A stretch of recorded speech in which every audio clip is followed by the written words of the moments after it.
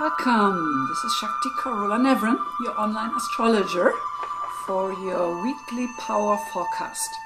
So the whole idea is that when we are prepared, when we know and have the awareness of what planetary forces are activated in the coming week, that then we have better choices, and we can kind of decide if we want to play the game on the lower end of possibilities, or if we're able to make good decisions and set our intentions for higher manifestations. And I do believe that's what we all want. So hello Barb, good to see you. Okay, so how was your new moon yesterday, Barb? If you leave me a message, everybody please, down in the comment box, just one word which describes your experience of the new moon, because remember, the new moon is the emotional beginning of a maturation, of a journey of emotional integration throughout the months. So the new moon is kind of starting on a new level of that never-ending spiral of consciousness and evolution. So I had quite an intense new moon. I came down with vertigo. I still have some going on, so that's quite a bummer. So I'm still trying to figure out what that is about. I had it before, so I kind of know how to deal with it. Okay, so I would love you to like the video as usual, leave me your comments so I know I'm not kind of just talking into the empty space here. I also would like to point out, and Barb and Paul, people who have been following me, hi Paul, know that I'm not a fortune teller. So the evolutionary astrology, which is what I'm practicing, is really looking at all the potentials from the soul perspective. And I do know that our state of consciousness is really the key on how we are able to implement and deal with the cosmic forces. So that's really what these forecasts are about, to give you that overview. And because we're having kind of a quiet week coming up, so I will have a little more time to talk about specific things. For example, we will talk a little bit more in depth about the planets in Libra. Sun, Mercury is moving into Libra this week, and Jupiter. And I will talk about Mars. Mars has entered last week Capricorn, and Pluto is in Capricorn. So in a week or two, when is it? In a couple of weeks, that Mars will conjunct with Pluto. So I think it's a good thing to kind of get prepared and geared up for that. So we're going to talk about that. And then towards the end, we're going to go through each day of the week and look at what the moon does. So as we have discussed before, the moon is our emotional filter to the world. So in the birth chart, the moon is really important. And from our perspective, from the Earth, looking at sun and moon, they actually hold the same size. That's why we have eclipses. So of course, that's not the objective perspective, but in our personal experience, our consciousness and our emotional body, they're kind of having the same validity and importance for us. All right, Paul, good for you. Yeah, that's a big one. So how was your day yesterday, Paul, on the new moon? Did you feel kind of a new beginning, kind of a new chance to step up to a new level? That would be the possibility of the new moon. And remember, it's in Libra, so with all the activities going on in Libra, we do have an overhaul of our existing relationships, as well as being interested and available and able to attract new relationships, friendships, intimate relationships, so wherever you are in your life. And I do believe that we all carry that deep longing and need for connection, because it's part of our birthright. We are social beings. We can't exist on our own. So, and then I have a lot of single clients who long to be in a relationship and find the right partner. And I always say, well, make a list. Write down the things, the qualities you're really looking for in a partner.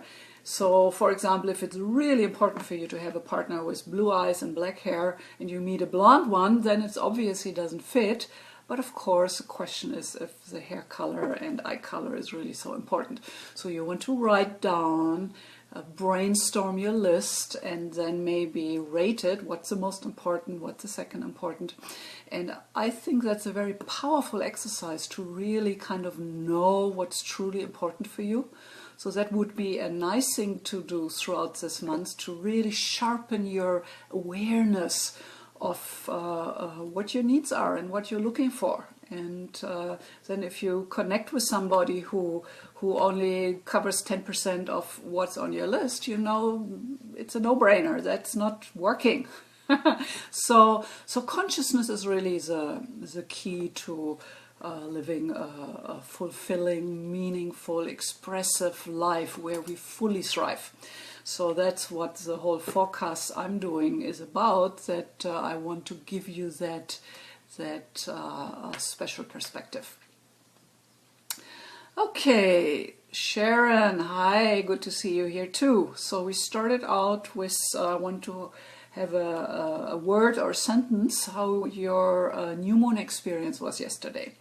So I think that might be nice to get a collection of feedback and comments, how people were really in tune and aware of what started into that journey for the moon going through till the next new moon. Okay, so even if I would love you to give me comments, please don't ask me about if your son is marrying, your daughter is moving, if you get divorced. I mean, these are all questions I'm getting, which first of all I can't answer without looking into the chart, which is a 2-hour reading to really get some deep insight. But also, even if it would be possible to answer that would mean the future is set in stone, and it's not. You create your future right now in the present moment with who you are, who you attract into your field, the decisions you make. So those questions, I don't really know how to respond. But if it's really astrological questions concerning what I'm presenting for the coming up week, I promise I will always get back to you. So even if you leave those comments later on, we have a little dialogue there. Okay, wonderful. So no fortune telling. The evolutionary astrology really goes so much deeper. I think the idea of that fortune telling is possible is really kind of what we would call mainstream astrology. And I mean, if you look into a newspaper to get your astrology read, I mean, what do you expect, right? You're gonna be lucky this week. With what? So, okay, so we are creating our own future because we are conscious of what's happening.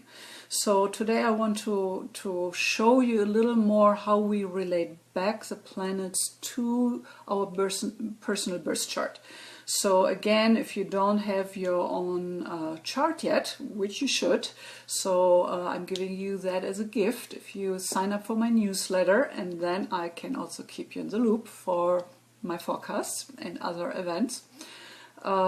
So you go to my website, Maui Astrology Reading, there's a link up there or down there, and sign up for your newsletter, and then you will get an email with a link where you can go and put your birth information in, and then you will have access to your birth chart and to what I call your love stone report, which is just giving you one of your true birthstones relating to your heart, to your Venus position in your chart. So if you have been following me, you know I'm not just an evolutionary astrologer, but also a gemstone expert. So I will give you a gemstone for the coming week, which will be pearl. We're going to talk about pearls today. Okay, so let's see. As I have said before, I really try to grasp the theme of the coming week. So I don't want to give you too much astrological foreign language, but I do want to give you really kind of a set point how you enter this week and what to pay attention to. So, and of course, whenever you have questions, just put them down there in the comments. Even if I can't really look too closely while I'm talking, but I'm gonna go back to it and either include it or talk about it at the end. Okay, so Paul says he got a chart but don't know how to read it. Yeah, but that's a start. So today I'm going to show you how what we call transits are relating back to your chart. And of course, at some point, if you love astrology, you probably want to go a birth chart reading with me, which is a 2-hour in-depth reading. And I mean, I'm an astrologer for 39-40 years now, so you can't expect from yourself to know that immediately, but you can, every week you will learn new astrological concepts and symbolism and what it means. And if you really want to know astrology, you might know that I'm the founder of Master Astrology Academy. So I just launched this week and give you access for a very deeply discounted price for my astrology program, where I teach you evolutionary astrology. The nuts and bolts, where I teach you about the signs, the planets, in the houses, the aspects, and actually how to read a birth chart. So Paul, if you're really into that, then you might want to consider that. And when it comes with many bonuses, and you get discounted access to my readings. So it's a wonderful way to start on that spiritual path, which evolutionary astrology actually is. So if you have any questions about that, you will find information on the page here, the Facebook page, but you can also connect with me and talk with me, and I'm happy to answer any questions, because this is where my heart blood is in. It took me almost a year to prepare this program, and it's a big deal that it's out there and available, and I hope many of you will take advantage of it and become part of my astrological tribe. There is a payment plan, so I think anybody can make that happen with a payment plan. And then, of course, the life forecast, that's a good way to build your muscles and gain more experience, because every week I'm going to talk about different things. Hi, Diane. Good to see you. Okay, Diane, I have been asking the question how your new moon was yesterday. So give me a sentence there. So we're collecting experiences of people with a new moon. So I think it will be helpful to see how other people experience and compare that to your own. Okay, back we are. The life is life, so it doesn't always work. Okay. So, I said we have kind of a little quieter week, so I want to talk a little bit about Mars, because Mars entered Capricorn last week, and we do have Pluto there, so that Pluto is moving closer to Pluto is kind of significant. So let's talk about Mars. Mars is the symbol in us, symbolizing our life force energy, how we run our energy, how we do things, how we step out, how we take action. So the archetype of Mars is that of the warrior or the Amazon. So the high-end quality of a warrior is that he or she takes care for the weaker. There's something worth fighting for. There's something worth making a stand for. So in your birth chart, wherever Mars is, if you have your birth chart in front of you, please look. in the sign, in the house. Mars gives you the information, first of all, how you run your physical energy, your life force energy, but also it shows you where you have to develop some kind of muscles, where you want to build up and learn about courage. So courage is a high-end quality of Mars, where we step out and do things anyway, even if we're scared, even if we have fears coming up. So I had this discussion on one of my last videos about Mars, my Mars being in the third house. So it's all about the third house, about the communication, social interaction. And I had this Pluto opposing Mars a few years back. And so the active way to deal with the hard, potentially hard transit is to talk with the god entering your life, starting a dialogue, presenting him something he's asking for. And Pluto is a god of the underworld, a god of transformation and deep, deep, deep changes and facing your demons, facing your fears.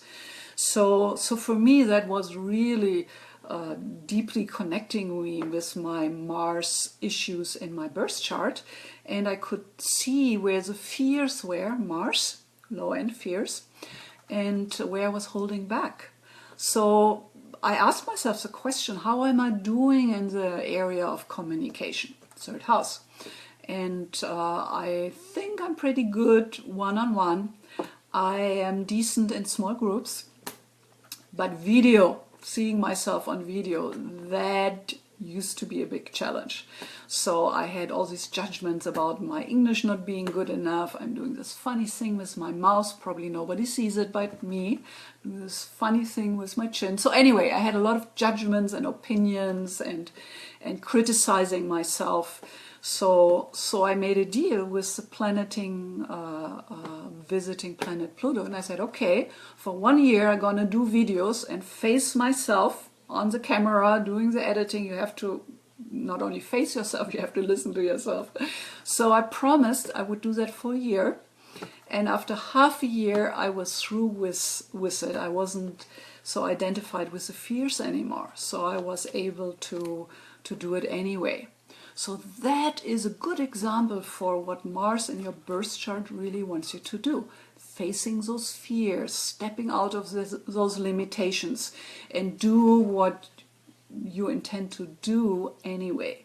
So for me it was doing the videos anyway, even if I had the judgments and the fears and the inner critic going rampant. And I did that. So I feel pretty good about that. And here I am doing live calls now. That was another step up, because at least with the package videos, if it's really bad and you really don't like it, you don't have to upload it. But life is life, it's out there. So that was a big learning curve for me. Okay, so Mars in your chart talks about where you need to take that step and face your fears and step out and do it anyway. And the low end of Mars is that we might be the victim of violence, aggressions, reactivity coming towards us. So if you have that experience, you know you're not working your Mars high end. And the sign in the house position will give you information about where you need to do your Mars work, where you need to build the muscle. So I hope you feel the excitement I do for astrology and those insights it has to offer for us. So I think it's pretty cool. Okay, so the Mars, the general Mars, has been moving into Capricorn and is moving towards that Pluto, which is kind of similar what I was describing with my example for my own journey. So Mars is that life force, is low-end aggression, violence, war, all that nasty stuff. And because as a transiting planet, it's impacting all of us, and when the conjunction is happening in 2 weeks, that has really explosive power in the world. So these are times when war starts, when terrorist attacks, those kind of things. So I'm always about how can we self-empower and deal with those outer circumstances in the best way, because about many of those circumstances we can't really do much about it out there.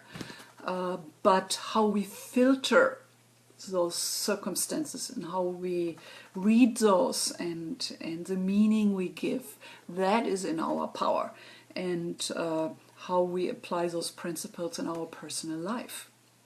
So for you, I would say in preparation for the Mars-Pluto transit, really ask the question, how do I apply my personal power, my personal expression? Where do I have fears and I know I should take action anyway?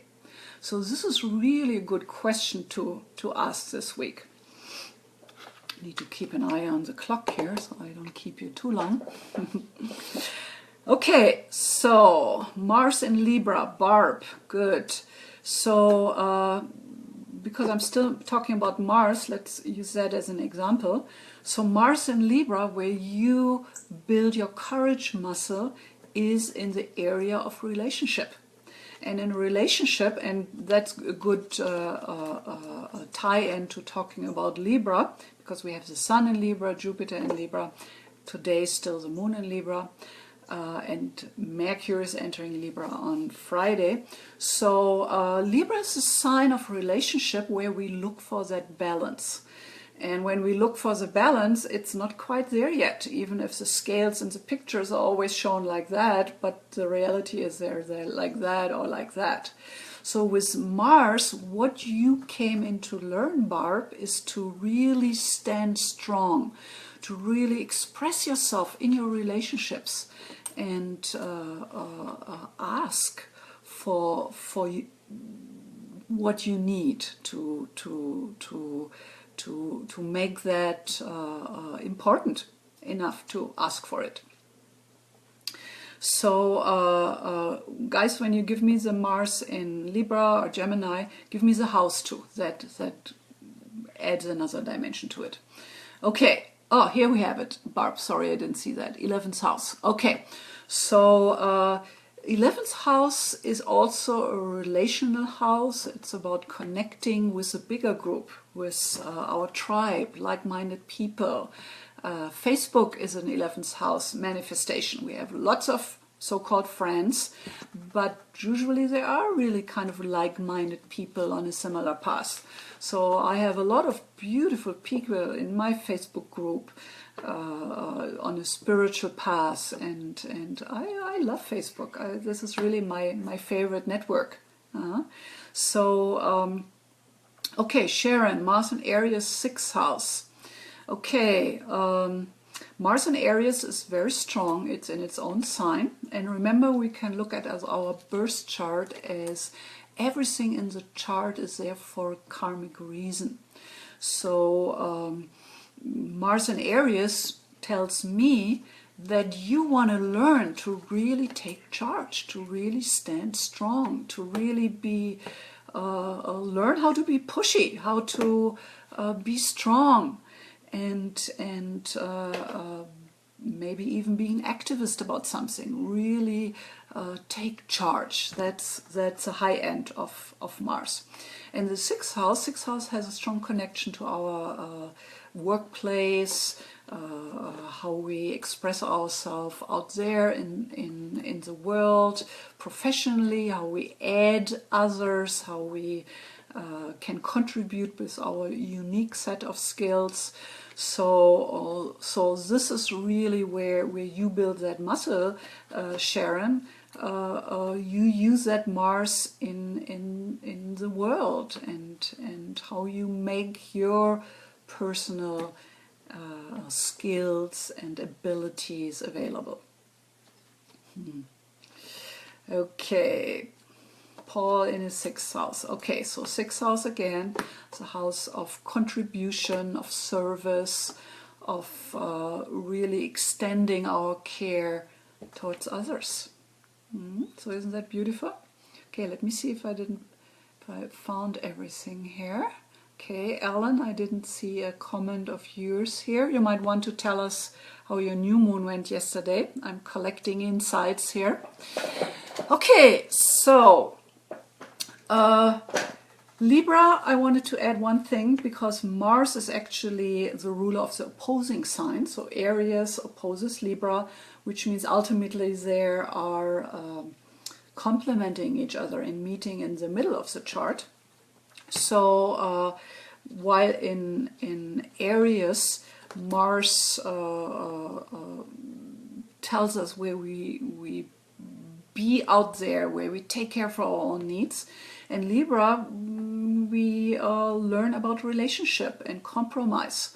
So we can overdo that easily by being codependent, doing everything to keep the peace.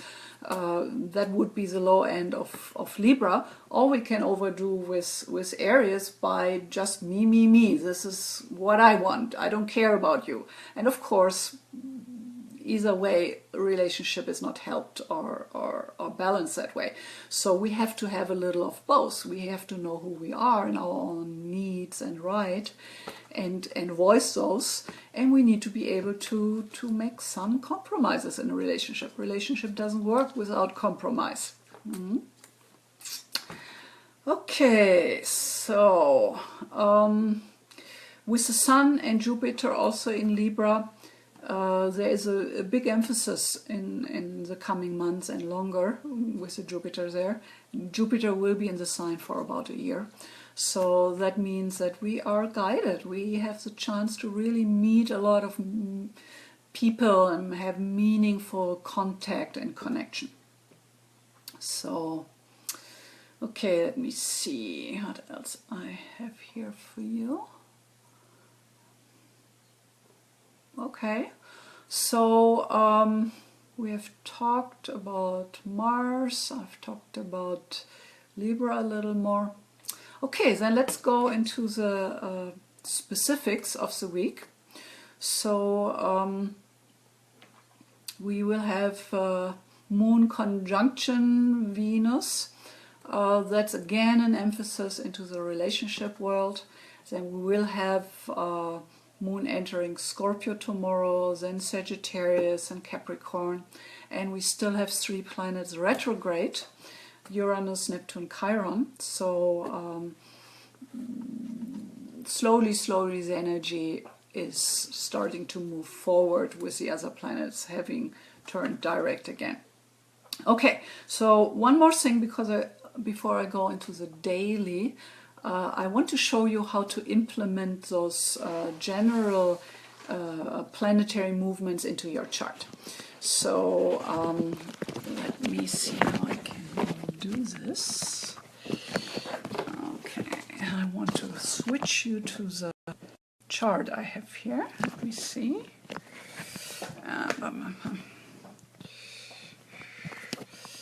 Okay. Oh, this is not good. Well, on the iPhone it works better. Anyway, here, I hope I'm not too wiggly. So here you see on the inside, you see actually my chart. And on the outside, you see the planets where they are today in the heavens. And then you see those lines in the middle. And these are the connecting channels and energy flows between the outer planets and the inner planets. So just as an example, so for me, you can see the outer Saturn is exact 11 degrees on my inner Saturn, which is also 11 degrees in Sagittarius. So that is the second Saturn return I'm going through, which is around 59 for most people.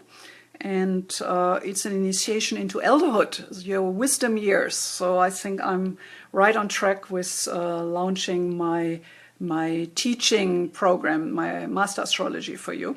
So that's kind of a year-long transit. So then you see down there, you see the moon, you see sun, you see Jupiter outside in Libra. So you see I don't have anything there. Further down you see the symbol for Mercury conjuncting Jupiter.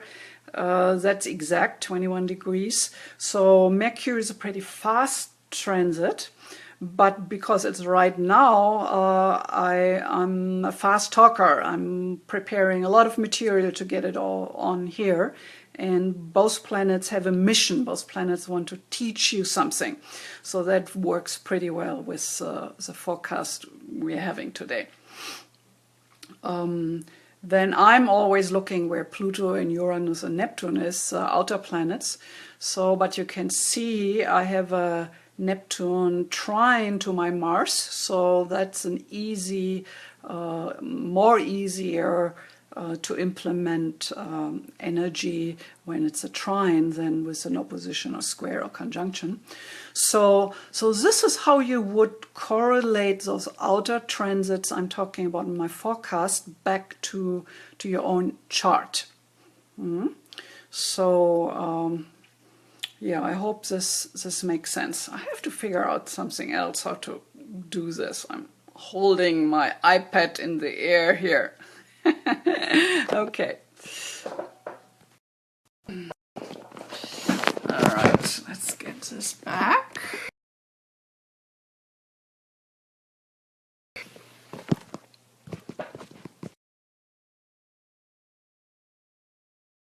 Funny here.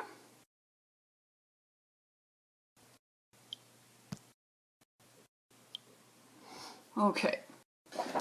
All right, so let's go through the week then.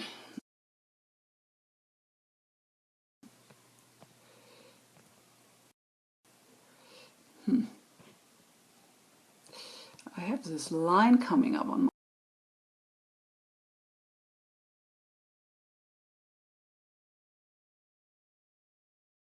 at a time, which is kind of weird.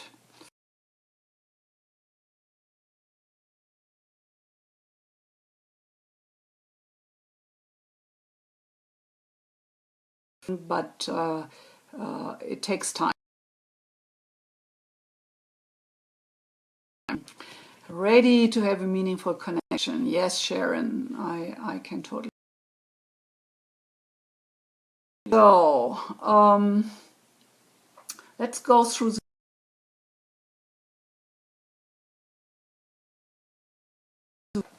Okay, so today I think the most important thing is the moon square to Pluto and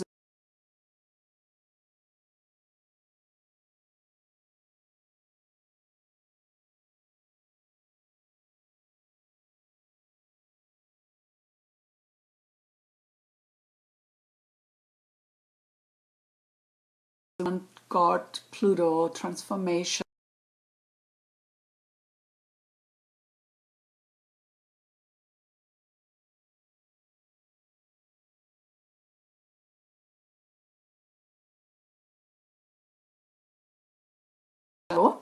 So Scorpio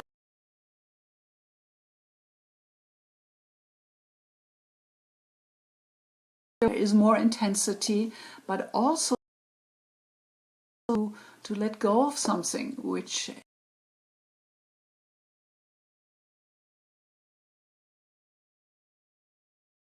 we don't have to carry all the no sound. Okay, damn it. Okay.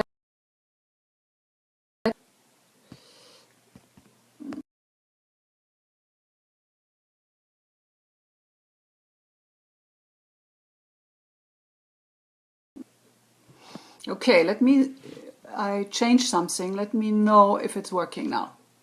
The sound. Okay, give me a little notice here if it's working again. Is it working now? Or I have to come back, cut out and come back, but would be better to have it all in one piece. Are we working? Please leave me a comment or not. Sound in and out. Seems better. Okay. I mean, you guys have to tell me if you get enough or not. Otherwise, I close it down. Okay, better. Okay, then we just continue. Okay, thank you. Technical stuff is really pulls my button here. Okay, so let's see. Monday the 3rd. This is when we have the moon conjunction with Venus and Scorpio. So that might be a challenging day in your relationship, where you're more reactive, where things fly out of your mouth. So I always believe that to develop the inner witness function, and that's really helpful to monitor monitor yourself in your reactivity. And when you do that, you're not as identified. You're not kind of somebody pushes a button and you're reactive. So that is a very helpful thing in your spiritual growth, to develop that witnessing function. Yeah, Mercury retrograde is supposed to be over, but tell my computer. I know, man. Okay, Tuesday. Tuesday is a quiet day. A lot of easy flowing energies. Mars trine Chiron, sextiling Saturn, sextiling Mercury. So that's kind of a day where we can sit down, smell the roses. No huge impact there.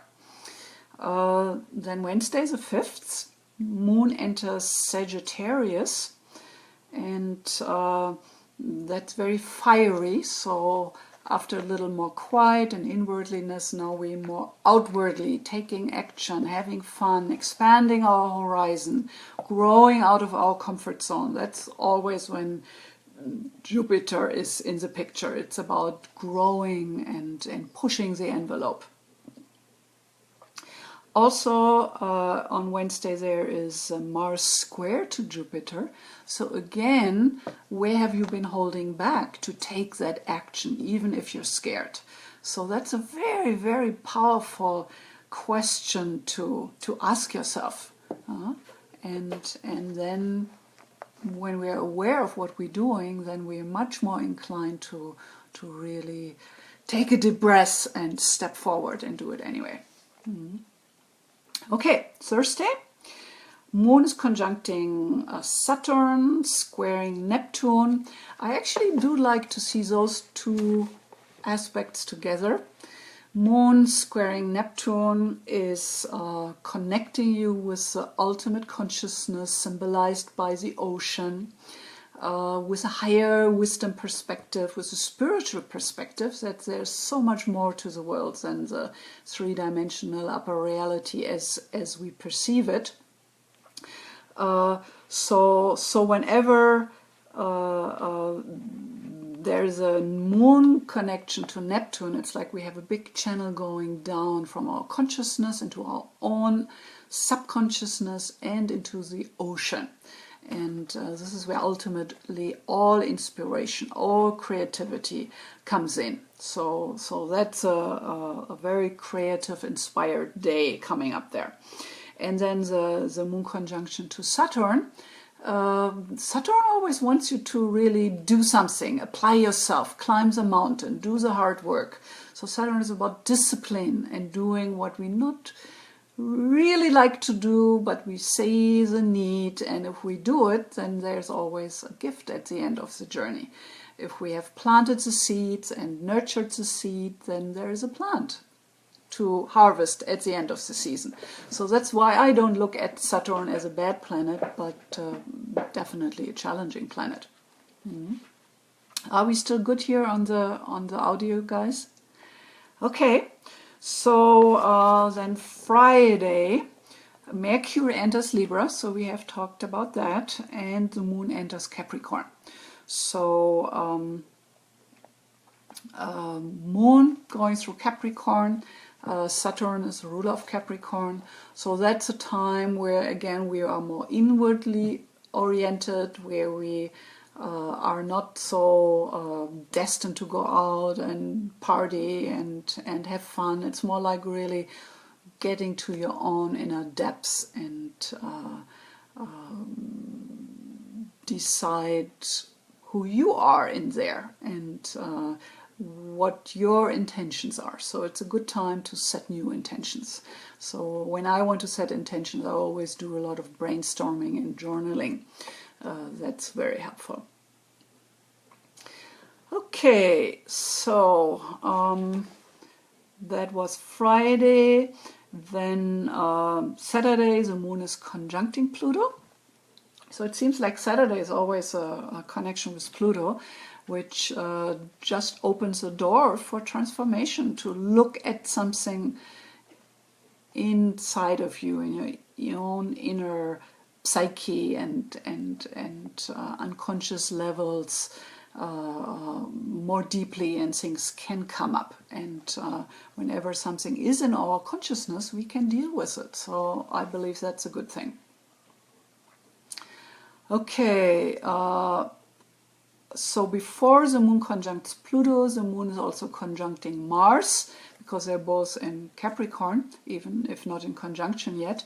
So again, it's about that witness function to enable you to have that little space and to really decide how you want to react to a specific situation.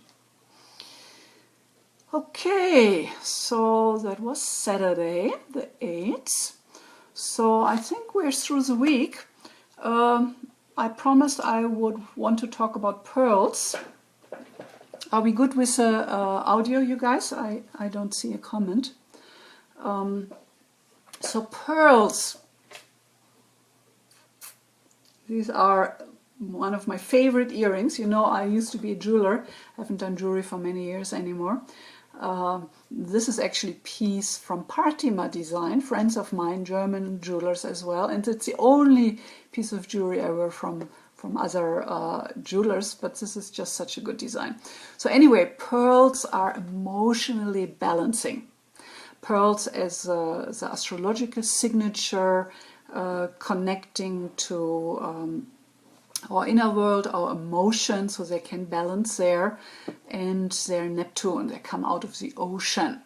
So I mean, imagine how a pearl grows. It's kind of a little scent kernel gets into the mother pearl, how do you call it, the oyster, and that grain, that irritation the grain causes, creates that beautiful pearl growing around that wound, that hurt. So realizing how a pearl grows really gives us some information what a pearl can do and why. So it can help us to deal with those emotional irritations and wounds we carry inside. So I love pearls because they have that balancing, deepening quality from a Neptunian perspective, where ultimately all healing can happen. So I don't have much water in my chart, so I love to wear pearls. I love to wear a moonstone. Moonstone is very similar than pearls in the frequency, so both kind of open our connection to the inner world, to the guidance of our feelings, which is part of our true guidance system. I mean, whenever we experience good feelings, we know we're kind of in the flow. And when we have bad feelings, fears, anxieties, anger, we know there is some adjustment we need to do. Picked up my pearl necklace. Woohoo! You are really in alignment. Okay, so yeah, I know pearls are very uniquely feminine. So often men, I mean, have you seen a man wearing a pearl necklace or a pearl pendant? I have seen pearl pendants for men, but it usually takes a little courage to do that. But pearls, they come in all shapes and sizes, so you could kind of have a bigger chunk and just carry it in your pocket. Or I always have a gemstone on my desk and I play with it, so you could make it your play stone. So that's a way how also men can benefit from the energies of pearls, that balancing, harmonizing, sweet, kind energy, without looking too feminine with a pearl necklace or earrings. Okay, so yeah, pearls are a wonderful way to always connect to those emotions, become more aware, and have that balancing, sweet effect with it. Okay, you guys, we're running out of time. I think I'm getting longer every week, but it seems like you're enjoying it. So, okay, Paul, abalone shell. We'll do it to some extent. Yeah. It definitely has Neptunian qualities, but then of course all the pearls or gemstones, each one has a very specific signature. So I do believe that the South Sea pearls or the Tahitian pearls we have here on Maui, which are the black pearls, they all carry a little bit different signature and do a little bit different things, but overall you could say they're all connecting down to that emotional, deeper belly of our individual wave. Okay, you guys, any more questions? If not, make sure you check out my Master Astrology Academy. This is a huge thing for me, and I would love to see you there as my regulars here. And yeah, let me know if you have any questions. Please like and share as usual. So yeah, I will see you next week. Actually, I'm gonna do a full moon video during the week. Let me see, I can already give you the date. On Tuesday. So that's gonna be on the Evolutionary Astrology Facebook page. But I'm gonna put it out so you will know. Okay, all right. Oh, Diane, you always make me happy. Okay, you guys, have a wonderful, wonderful weekend. I'm gonna take it slow with my vertical, and actually sitting is kind of the best. Laying down and getting up is really bad. So, yeah, have a wonderful weekend. See you soon. All the best. Aloha.